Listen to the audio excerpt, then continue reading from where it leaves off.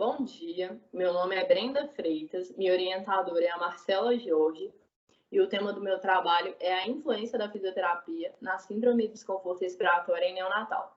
Uma pesquisa que partiu do seguinte problema: como a fisioterapia contribuiria para a melhora dos recém-nascidos com a síndrome de desconforto respiratório? Bom, a síndrome de desconforto respiratório é denominada como a doença da membrana hialina. Ela decorre da condição onde os pulmões não estão completamente formados, havendo uma quantidade ineficaz de surfactante pulmonar. O surfactante é uma substância que permite a contração e expansão dos pulmões. Sendo assim, a baixa área para a troca gasosa pode ocasionar graves dificuldades respiratórias nos pacientes recém-nascidos. Bom, conforme descrito por Yang Lu e Li, a etiologia ela pode ser de origem pulmonar ou extrapulmonar. Sepsis é o principal fator de risco em adultos, enquanto a pneumonia em crianças. Acredita-se que uma terapia eficaz para o tratamento da síndrome deva promover simultaneamente a atenuação da resposta inflamatória e adequado reparo da lesão pulmonar. Bom, com relação à história da síndrome de desconforto respiratório, a primeira definição, ela foi publicada em 1967 por Ashball, porém, era uma definição que usava critérios vagos, né, que não era suficientemente específica para excluir outras condições clínicas. Mais de 25 anos se passaram até que foi criada uma nova definição, que ela foi aceita mundialmente, porém surgiram algumas críticas com relação a ela. E entre elas, referia-se sobre a falta da definição e conceitos específicos para a população pediátrica. Até que em 2012 houve uma proposta de um novo modelo para a padronização dos conceitos, denominado como Consenso de Berlim. E ela foi dividida em 3 categorias: leve, moderada e grave. Bom, com relação à justificativa, a síndrome de desconforto respiratório é um dos itens mais estudados em neonatologia, sendo um dos problemas mais graves presentes na área. A fisioterapia ela faz parte do âmbito hospitalar do início ao fim do tratamento. No entanto, avaliar as particularidades e os riscos de cada recém-nascido com uma prática profissional baseada em evidências, com atendimento humanizado, consequentemente, levaria à melhora da qualidade de vida dos pacientes e dos seus familiares. Bom, com relação aos objetivos, teve como objetivo principal descrever a eficácia da fisioterapia na síndrome de desconforto respiratório, e objetivo específico ou secundários é argumentar a síndrome de desconforto respiratório, evidenciar a assistência fisioterapêutica e demonstrar as técnicas para o tratamento dos pacientes com a síndrome de desconforto respiratório.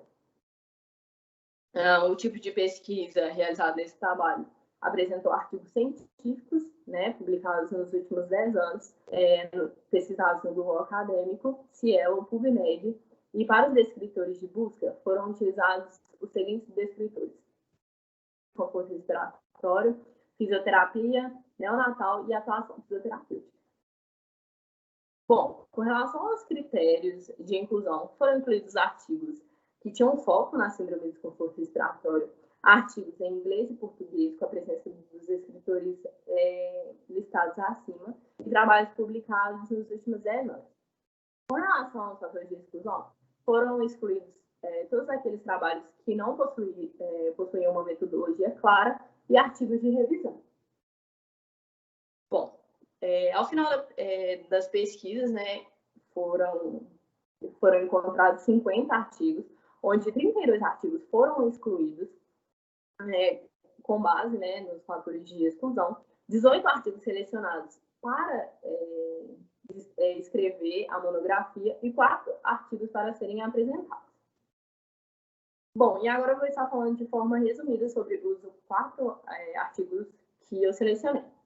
O primeiro artigo tem como um dos autores Oliveira Alana Monteiro, é um estudo publicado em 2019, onde abordou os benefícios da inserção da fisioterapia sobre o perfil dos prematuros de baixo risco internados nas UTIs, mostrando nesse artigo que as limitações presentes no estudo sugeriu que a inclusão de apenas os recém-nascidos de baixo risco, já que não houve um número de ocorrências suficiente para que pudesse incluir né, a análise dos recém-nascidos de alto risco. Por outro lado, verificou-se que a presença da fisioterapia gerou, sim, benefícios para a manutenção, né, dos tempos de internação e oxigenoterapia, mesmo diante de um perfil de recém-nascidos mais maturos e com mais intercorrências no período após a inserção da fisioterapia. O segundo artigo, ele tem como um dos autores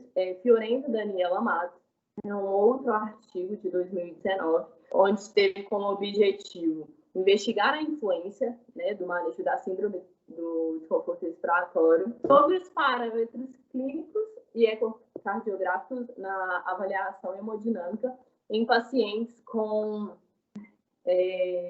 menos ou igual a 32 semanas. Bom, nesse artigo pôde-se concluir que o valor da pressão média e das vias aéreas foi significativamente maior, né, nos recém-nascidos que necessitaram de inotrópicos, e houve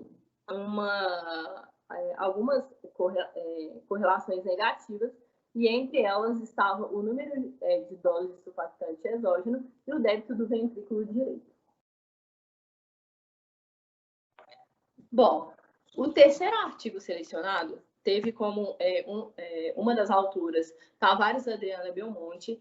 É um outro artigo publicado em 2019, objetivando avaliar as ocorrências das alterações fisiológicas adversas agudas e a presença de dor em recém-nascidos com a síndrome de desconforto respiratório internados na UTI após a intervenção da fisioterapia respiratória. Então, com base na metodologia adotada, concluiu-se que houve sim um aumento da frequência cardíaca imediatamente após o protocolo da fisioterapia, com um retorno aos valores basais em torno de 15 minutos após o atendimento.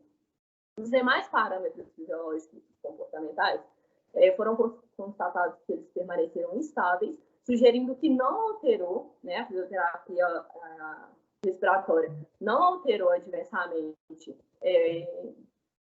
os sinais vitais e muito menos a dor dos recém-nascidos com a síndrome internados na UTI.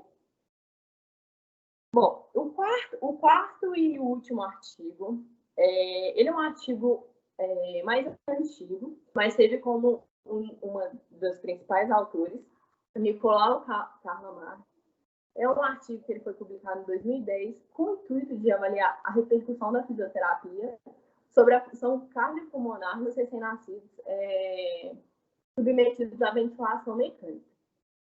Concluindo-se assim nesse artigo que tanto os procedimentos da fisioterapia respiratória quanto os procedimentos de aspiração endotraqueal, eles não influenciaram de forma significativa a função cardiopulmonar, sugerindo que quando indicado, né, e realizado de forma correta, não comprometem a estabilidade clínica dos recém-nascidos pré-clínicos. Bom, na discussão, né, levantaram-se as principais técnicas e intervenções, entre elas estão PIP, vácuo, manobras de recrutamento, VNI, CPAP, aspiração e RPA. Não houve uma unanimidade, né, entre essas técnicas, mas houve uma forte tendência dirigidas à inclusão de novas terapias complementares, visando aquelas que aumentam as áreas de troca gasosa, como a posição prona, manobra de recrutamento e vácuo. E mesmo havendo estudos que defendam essas estratégias, torna-se imperioso o aumento do número de estudos com uma consistência científica para que tenhamos, né, o devido suporte para essas indicações. Bom, conforme descrito por Nicolau, o desenvolvimento contínuo da fisioterapia nas unidades neonatais faz com que as técnicas e recursos fossem aprimorados de forma específica para cada população-alvo, contribuindo, né, para reduzir a morbidade neonatal. Simultaneamente, né, nesse mesmo estudo, eles constataram que alguns efeitos adversos da fisioterapia, principalmente nos prematuros, justificou, né, uma escolha mais criteriosa dos procedimentos fisioterapêuticos, que passaram a ter uma avaliação e uma execução individualizada. Bom, Ai, volta.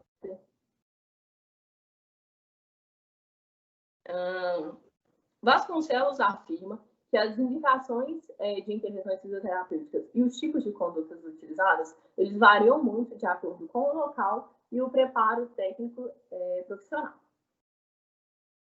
Bom, o cuidado das particularidades da síndrome de desconforto respiratório, ele é fundamental, porque cada nível de complexidade demanda uma atenção diferenciada. E conforme descrito por Fiorenzo, nos recém-nascidos com idade gestacional menor ou igual a 32 semanas, sob ventilação mecânica invasiva, o efeito mais agressivo da síndrome parece exercer uma influência negativa sobre os parâmetros ecocardiográficos, da função cardíaca. Bom, de acordo com Oliveira, diante dos resultados apresentados, verificou-se que a presença do fisioterapeuta gerou benefícios, né, contribuindo para a manutenção dos tempos de internação e de oxigenoterapia. Embora os benefícios da intervenção fisioterapêutica sejam amplos, Tavares destaca que a produção de ensaios clínicos randomizados com avaliações de parâmetros fisiológicos e dos efeitos da fisioterapia respiratória nessa população ainda são fundamentais com o intuito de contribuir e aprimorar o manejo desses prematuros nas UTIs. No entanto, diante do exposto, né, com base nas pesquisas realizadas, concluiu-se que a fisioterapia é essencial, né, nas UTIs, não só para pacientes com síndrome de desconforto respiratório, mas para os pacientes com essa síndrome, demonstrou que a fisioterapia ela contribui de forma positiva no quesito da melhora gradativa da função pulmonar e a prevenção e redução dos agravantes desse paciente. A prematuridade e o baixo peso do recém-nascido são fatores, né, importantes para a evolução do quadro clínico. O trabalho multidisciplinar é indispensável. O uso das técnicas ventilatórias invasivas e não invasivas demandam um maior conhecimento técnico funcional e com base na literatura, por mais que a fisioterapia ela seja apurada como imprescindível, ainda assim há uma falta significativa de estudos sobre a síndrome de desconforto neonatal que evidenciem resultados mais categóricos para proporcionar um tratamento mais eficaz. Essas são as referências utilizadas no meu trabalho e muito obrigada pela atenção.